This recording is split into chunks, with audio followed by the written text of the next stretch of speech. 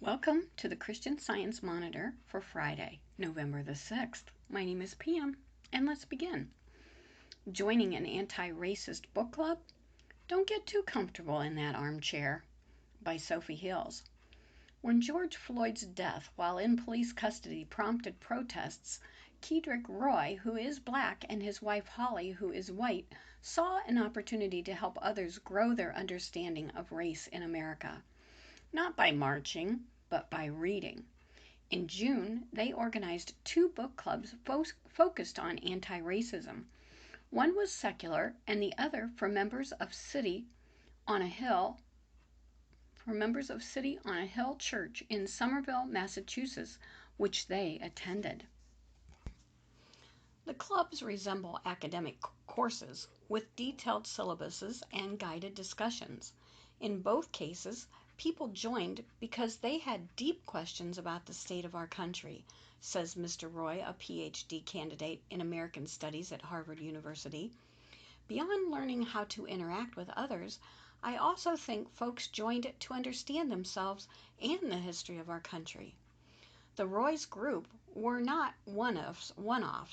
After Mr. Floyd's death in May, sales of best-selling books about race jumped as much as 6,900%, according to Forbes, and book clubs focused on anti-racism formed around the country, both in person and over Zoom. For many of these clubs, including the Roys, the goal went beyond discussion. People talk about how they can apply the particular lesson we teach to their daily work, says Mr. Roy.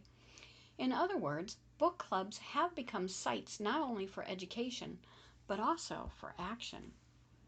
Zoom attendance at the Roy's secular book club meeting ranged from 45 to 60 people, while the church book club drew between 25 and 40 people.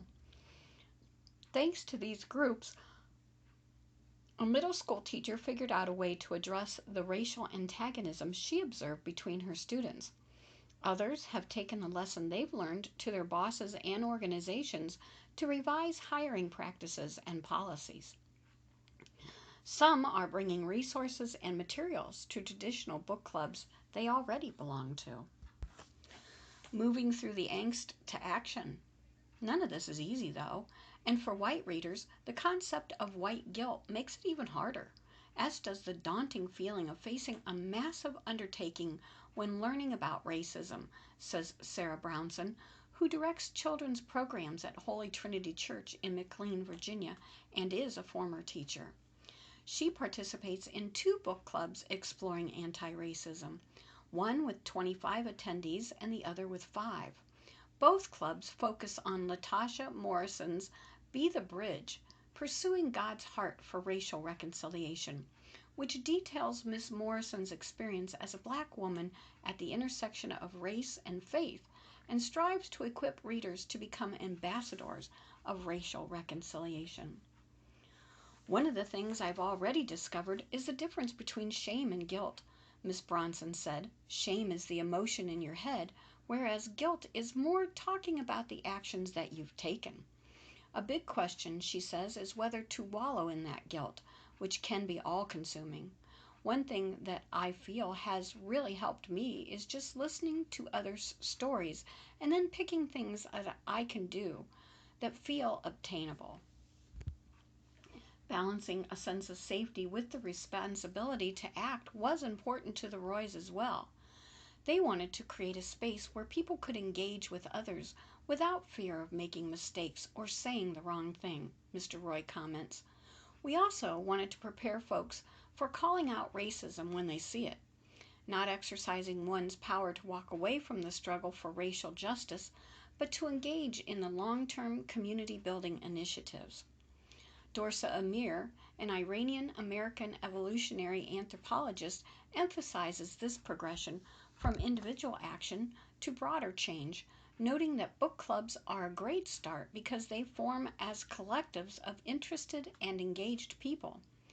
This is kind of the beginning of community organization where, in addition to learning about the issues, there can be specific tasks and specific actions that can be taken, like protesting, writing elected representatives, or raising funds, says Dr. Amir, a postdoctoral research fellow in the Cooperation Lab at Boston College. Prodding schools and churches to improve. In some cases, book clubs have formed purposely to prompt action. That was true for Eliza Perry, a white elementary school social studies teacher in Denver, Colorado, whose club met over the summer and focused on improving practices at her school. The nearly 30 participants chose to read White Fragility, Raising White Kids, or Waking Up White, and some joined a task force focused on implementing systemic change in areas like admissions and professional development. Personal reflections is always where it starts, Ms. Perry says, but she plans to use what she has learned to inform her teaching. As an educator at a private school, I have so much more choice in what I teach my kids, Ms. Perry adds. Ms. Bronson is sharing what she learned as well. After joining her first book club through her church, she recognized a way to take action steps of her own and began leading an additional group.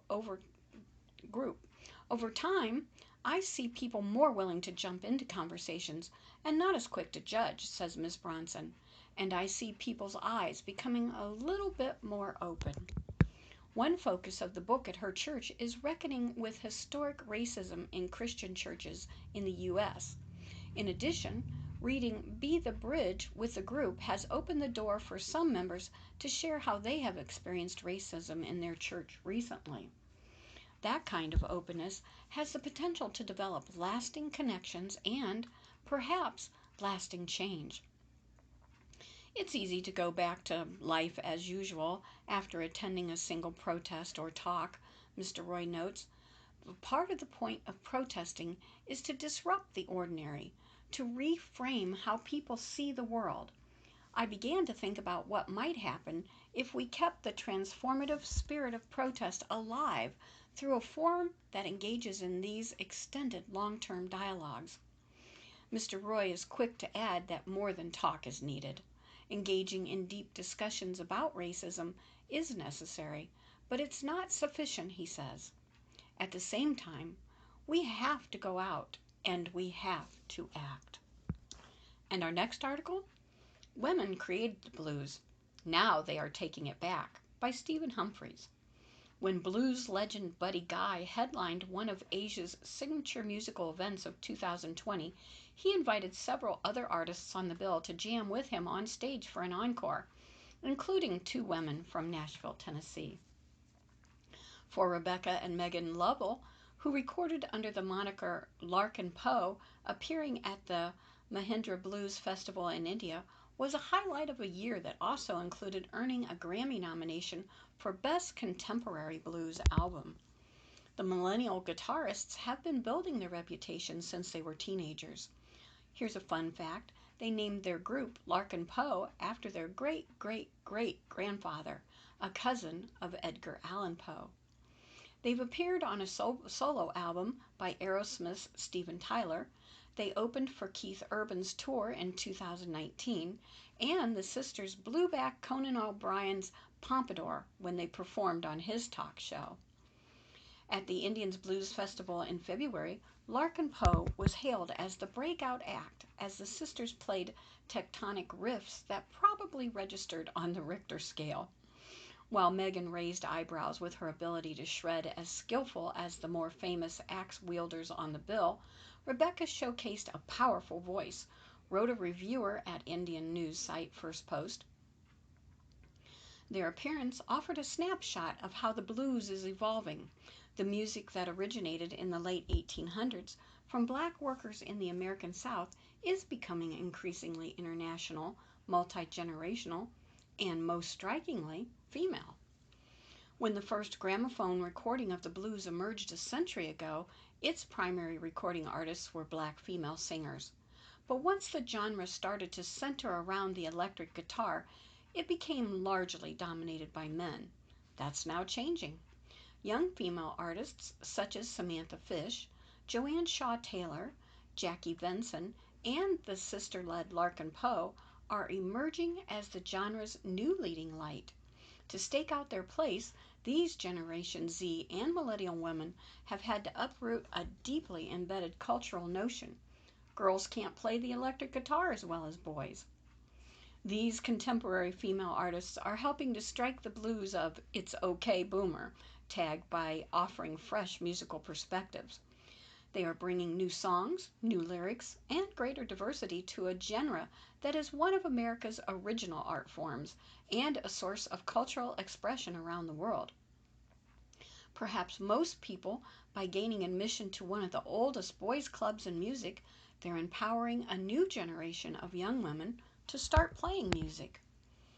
What's happening is this resurgence of the females of the blues, says Sarah Rogo, an up-and-coming 20-something blues guitarist in Los Angeles, whose fans include ZZ Top's Billy Gibbons.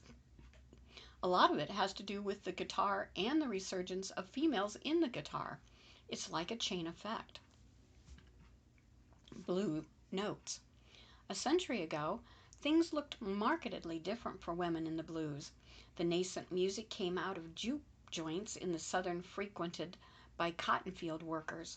It was confined to African American venues on what was known as the Chitlin Circuit. The most popular blues performers in places like Beale Street in Memphis, Tennessee, and Tuxedo Junction in Birmingham, Alabama, were black women. Notably, these singers bent their voices to sing something unheard of. In staid European music capitals, minor blues notes in between major notes over 12-bar shuffles. The blues drew on the call and response of spirituals. It was a sorrowful sound. Yet the women who helped pioneer the genre were shut out from the recording industry. Then, in 1920, vaudeville singer Mamie Smith convinced the Oki label there would be a huge black audience for her recordings. Her second release, which included the song Crazy Blues, made her the Adele of the era. It's the first song to bring in $1 million, and it really set a precedence for women taking the stage and starting to become recording artists, said Lynn Orman Weiss, head of the Women's of Blues Foundation. Bessie Smith, Alberta Hunter, and Mamie Smith were huge stars.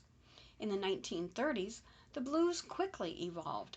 The jazzy ragtime style was overtaken by folkier acoustic guitar variants such as country blues and Delta blues, ushering in the likes of Robert Johnson. When the big migration of Southern workers to the urban Midwest coincided with the arrival of the electric guitar, it gave birth to the Chicago blues style that predominates to this day. Ironically, many white Americans and Europeans, the largest audience for modern blues, were introduced to some of the black legends of the genre only through British blues guitarists such as Eric Clapton, Jimmy Page, and Keith Richards. Since then, the blues has been dominated by lead guitar players and men. Relatively few women have been prominent stars since the 1950s. Until now. Last year, for instance, guitar slinger Samantha Fish of Kansas City, Missouri, achieved something that the current biggest artist in blues, Generation X virtuoso Joe Bonamassa, has never been able to do. She was reviewed in the New York Times, and the guitarist and singer's sixth solo album, Killer Be Kind, wasn't just lauded by the Times. Variety hailed its single Bulletproof as probably the best new rock song we've heard all year, and maybe for a few years.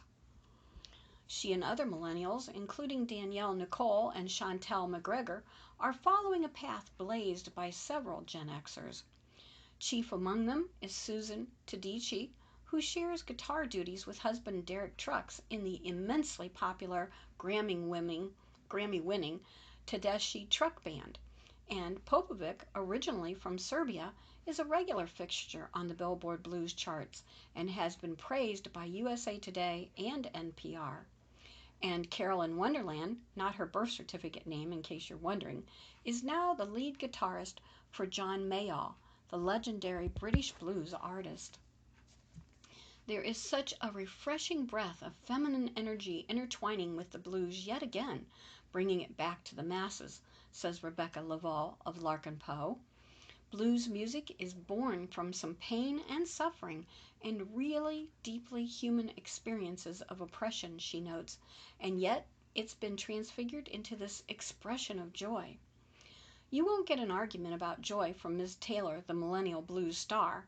In 2012, when Annie Lennox performed at the Queen's Diamond Jubilee concert on a stage outside Buckingham Palace, 17 million television viewers were treated to an uncommon sight.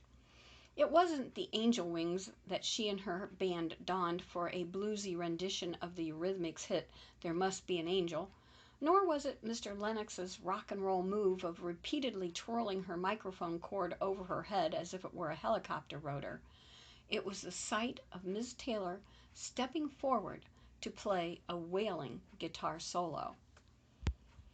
It was shortly before my mom passed away, said Miss Taylor, who is from the West Midlands region of England and cracked the top 20 album chart in the United Kingdom with her 2019 album, Reckless Blues. I'm very thankful that she got to see something big that she talked about forever.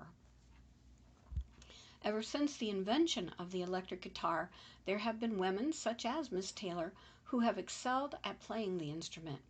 Yet in popular culture, there have largely been an invisible minority. During the height of the guitar hero era between the 70s and the 90s, even the most gifted female players were seldom featured on MTV or radio. Other highly accomplished guitarists, such as Joni Mitchell, were frequently underrated because they weren't as flashy or mostly played acoustic guitar. As a result, the guitar came to be widely viewed as a masculine instrument, hence the use of the term such as Axeman. As a younger teenager, I felt kind of out of place when I even contemplated learning how to play lead guitar, says Miss Fish, whose snarling slide solo on Bulletproof could blow the cobwebs off a pair of stereo speakers. I felt there was a little bit of even just a psychological thing with me, where I wasn't sure if that was something that women do. Novices on the instrument may have been intimidated by the idea of entering guitar stores that were so heavily staffed by men. Indeed, until recently, the industry hasn't been welcoming to women. For decades, a bikini-clad models posing with fretboards were a regular sight in guitar magazines and trade show booths. The sexiest message to men: want to attract women? Play the guitar. Yet artists like Miss Fish and Miss Taylor weren't deterred from plugging in amplifiers. They're of a generation whose mothers had careers, younger women who have also been taught to smash glass ceilings as well as perhaps the occasional guitar. It's not just the mom saying it, it's the dad saying it as well, says Christine Hasler, author of the 20-something Manifesto and an expert on millennials. And so they don't really see the gender barrier as much. Years before she became a British blues star, Miss Taylor recalls that she and her father would watch VHS tapes of guitar greats. Other than Bonnie Raitt, there weren't many female role models for her to look up to. Instead, the self-taught guitarist worked hard to emulate the likes of Stevie Ray Vaughan. We see ourselves reflected in the artists we look up to, don't we? I apparently saw myself reflected in a cowboy from Austin, Texas for some reason, she laughs. The increasing prominence of female artists in the blues mirrors what's happening elsewhere in the music industry. In 2020, many of the biggest artists in popular music are millennial and Gen Z women. One has to take a very deep breath before listening just some of the household names who are topping the charts, winning Grammys, and garnering critical acclaim. Billie Eilish, Dua Lipa, Cardi B, Taylor Swift, Beyonce, Casey Musgraves, Lana Del Rey, Ariana Grande, and the Korean group Blackpink. For all the high-profile successes of many of these artists in dominating popular culture, the totality of the music industry is still dominated by men, heavily so.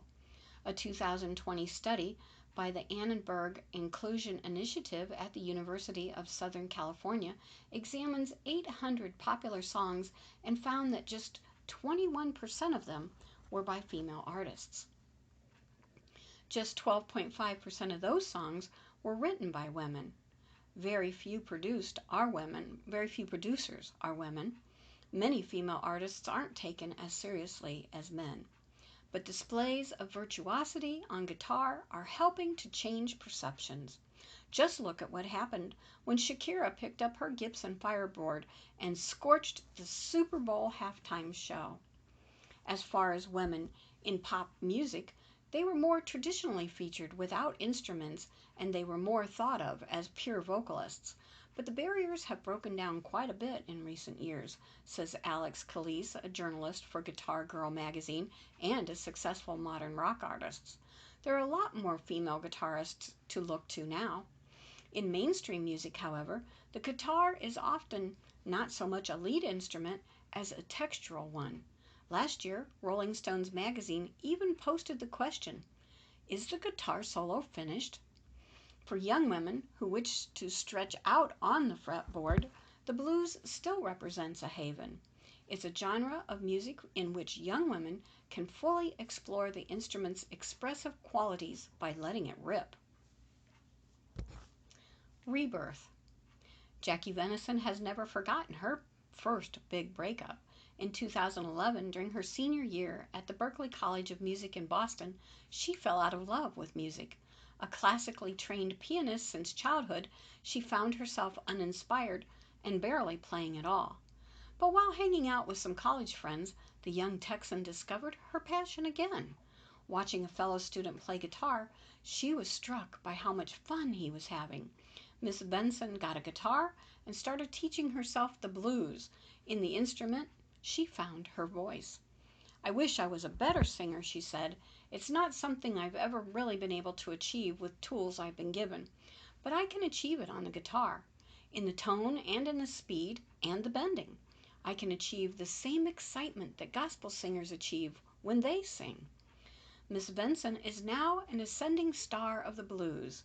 In early October, she taped an episode of Austin City Limits for PBS. This year, almost a decade after Miss Benson graduated from Berklee, the college's guitar department registered its highest number of women in the incoming class. "They're very high-level players," says Cheryl Bailey, assistant chair of the department, whose female students number between 10% and 15%.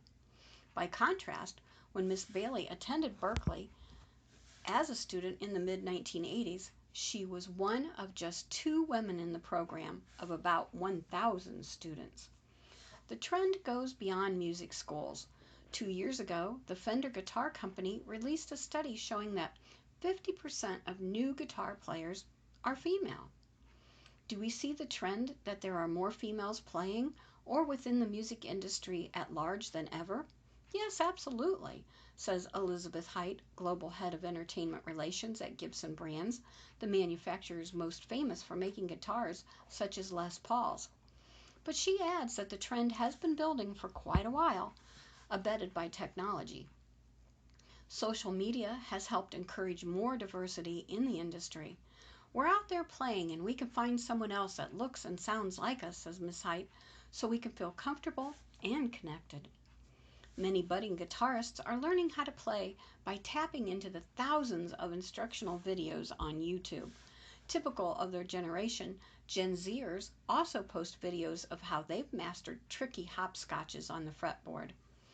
I also joked that, the next generation better be far better guitar players than me, because I literally had to cycle into my local town and ask for a B.B. King CD that would be delivered to me in 6 weeks at my local record shop, says Miss Taylor. And now they've got every tutorial available to them on YouTube. So they'd better be better and up the game. She's a self-made man. The new generation of blues artists is certainly changing the genre. They're bringing a broader range of subject matter to an ancient form of music, making it more relevant to the 21st century. When it comes to lyrics, for instance, they're avoiding lazily regurgitated cliches. That means no songs about how my baby just left me on a southbound train, leaving me here at the crossroads because someone stole my truck and my dog just died. Instead, younger artists are penning songs that deal with topics such as social justice, domestic issues, equality, and, of course, love, observes Miss Orman from the Women of the Blues Foundation. Larkin Poe likes to get playful with words. The lead single from its most recent album is titled She's a Self-Made Man. My sister and I, we have said the phrase self-made man time and time again in our entire lives and used it as an expression of respect without ever having really cottoned on to the fact that you are qualifying success by gender, explains lap steel guitarist Megan Lavelle. The duo isn't adversing to changing up the blues in other ways. Like many young artists, they draw from a wide range of musical genres. Their upcoming cover album, Kindred Spirits, includes rootsy renditions of songs ranging from those by the Moody Blues to Phil Collins to hip-hop and Post Malone. Similarly, Miss Fish isn't afraid to upset some purists by moving from acoustic country blues to synthesizers' textures. Blues fans are definitely a specific demographic, says Miss Fish. All you have to do is look around at a festival and you're going to see a lot of the 40 to 60-year-old men in the crowd. I don't think my gender's really so much going to change that, but I'm constantly reaching and trying new things with my music. Miss Benson has cultivated a multi-generational audience by using platforms such as TikTok and Twitter to get her hip-hop influenced blues music heard. Who needs radio anymore? During one 3-month period of the pandemic lockdown, her nearly daily live performances on Facebook drew a cumulative audience of 1.5 million, according to the concert industry publication Pollstar. Despite being a relative latecomer to the guitar, she's put in the requisite practice to overcome sexist skepticism that she wouldn't be able to cut it. I knew I was going to come up against that, she said. If I am just genuinely really good, then it doesn't matter that it's there because it doesn't apply to me. A common refrain among these artists is their hope that the qualifier female guitar player will someday vanish from the popular lexicon. If someone just plays some music, does that matter to you, the gender? Asked Miss Bailey, the jazz guitar maestro who co-chairs Berklee's guitar department. Do they have to set it up? Listen to this male guitarist or white guitarist or Asian guitarist. No, just listen to this guitarist. At the Indians Blues Festival earlier this year, the final gathering of performers represented a genre of music that is less and less defined by labels. The players were male, female, young, old, American, and Indian. For Larkin Poe, it was a moment of just being present in the music. We definitely feel that it is an underrated genre. It is not prized in the way that it should be, says Rebecca Lavelle. Just to be a part of the fresh blood who is coming in and attempting to shine light upon these legends of music that certainly doesn't get attention and respect that they deserve. And that's gratifying. Well, friends, that concludes the reading of the Christian Science Monitor for this Friday, October the 6th. My name is Pam, saying until we meet together here again, thank you for inviting me into your home. Be abundantly blessed. Do what you can do to make it a great day.